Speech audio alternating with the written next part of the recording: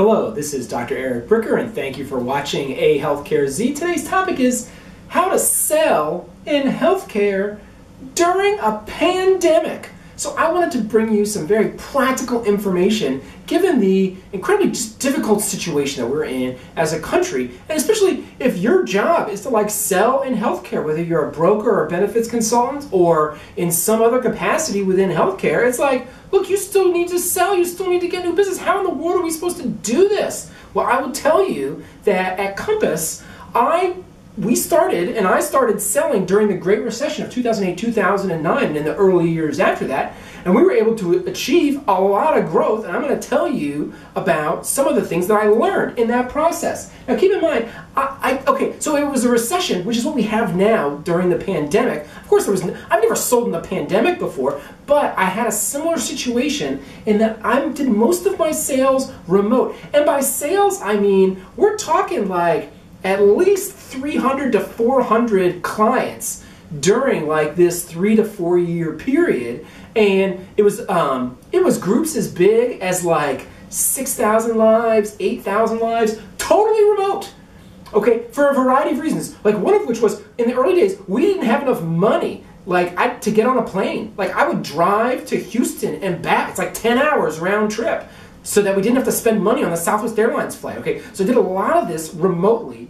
And not face-to-face, which is what a lot of us are going to have to do given the office setups with coronavirus. Okay, so of course we talk about this, you got to talk about sales funnels, okay? You got to know about funnels, right? Okay, so now let's take this funnel. We're going to do a little three-dimensional geometry in our heads, and we're going to turn it on its end, so we're looking at the circular top. We're looking down the funnel, and that's what this is. And we're going to talk about how what you put in the top of the funnel is incredibly important. And we're going to talk about A, B, and C in terms of what you put in the funnel and what I learned over the years to be successful. So A, segmentation. It needs to be small and medium-sized businesses. Everyone loves to go for the big enterprises, but for a variety of reasons, the incumbents always win, and they're incredibly slow. So small and medium-sized businesses are much faster in terms of their decision-making process, and as a salesperson, you're going to be able to get in much closer to the top in a smaller or medium-sized business. And by medium-sized business, I'll say 100 to even 2,000 employees, right? So you're talking up to 4,000 lives on that. So you could, and we even, like I said, I was doing 8,000 life groups totally remote.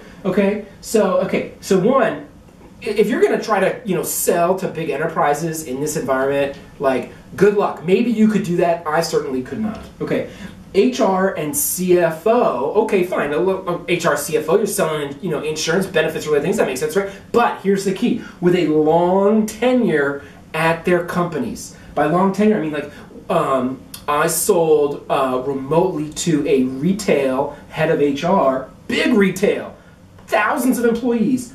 She had worked there for 25 years. Okay, another company in the hospitality industry, they had 16,000 employees. The woman who was the head of benefits, she'd been there for 14 years. Okay, why is that tenure so important? Because these people are going to be your champions within the company, and they need to have credibility. And because they had been there for so long and they've established so many relationships and they had established their competency, they had so much credibility. And then two, they also tended to have less fear. Okay, their fear wasn't totally gone, which is completely rational, but they tended to have less fear than the new people. I told the story about what these retail and hospitality companies did to somebody who had been the head of benefits, director of benefits for another very large retailer, luxury retailer. He'd only been there for 2 years. I tell him the story about how much money they saved using Compass, and the first words out of his mouth were, "That is job security." Because that's the first thing that's on his mind. Okay, so one, small, medium-sized businesses. Two, people that have long tenures that you're calling on. Three, okay, there are people that have long tenures at these companies who are just stodgy and conservative, and they are just not going to do anything new. Okay, you don't want to do those people because you as a salesperson, by definition, you're doing something new. So you got to find people that are early adopters. And typically these people who work in benefits and healthcare that are early adopters are typically mad as heck, and they're not going to take it anymore. And it's typically because of either something that happened in their personal lives or something that happened to an employee that was health related, or just somebody got sick and they just had that awful healthcare experience where they just got lost in the system and it cost a gazillion dollars and the quality was bad and the outcomes were bad. I mean, we had another person at a sort of a high-tech manufacturer where one of the employees, fairly high-level employee, died of cancer, and it was like awful. It was like awful for that person, it was awful for the company, and so their head of benefits was like, I'm mad as heck, I'm not going to take it anymore. And he started adopting all these new things. Okay, so fine. So you're like, okay, so that's the top of the funnel. These are the people that we really want to focus on, right? Small and medium-sized businesses, HR CFO with long tenures, or also early adopters. Okay, the next question comes, how in the world do you find these people? One of the best sales books I can ever recommend is by a gentleman named Aaron Ross called Predictable Revenue, and he says, look, as a salesperson, his biggest problem wasn't like the sales pitch, it was like finding the people. How do you find these people? And so in this day and age, I think where you find people is on Facebook, is on Google, and it's on YouTube. Like, that's where you find people, okay? Even for business to business. Even for business to business. Okay, now I'm going to tell you something about called a Facebook lookalike audience. Okay, now this is remarkable. Facebook lookalike audiences are remarkable.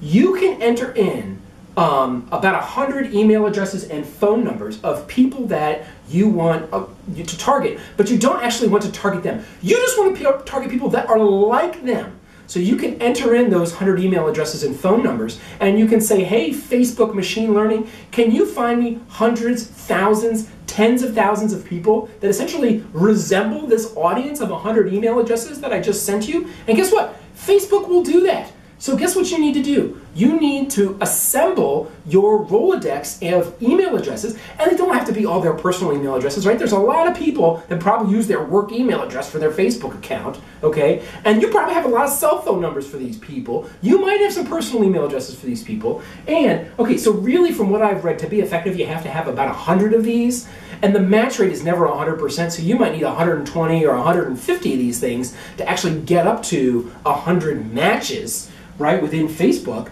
and then Facebook's going to go out and it's going to find a similar audience. So who knows, you know, many marketers know that Facebook's algorithms know people better than they know themselves.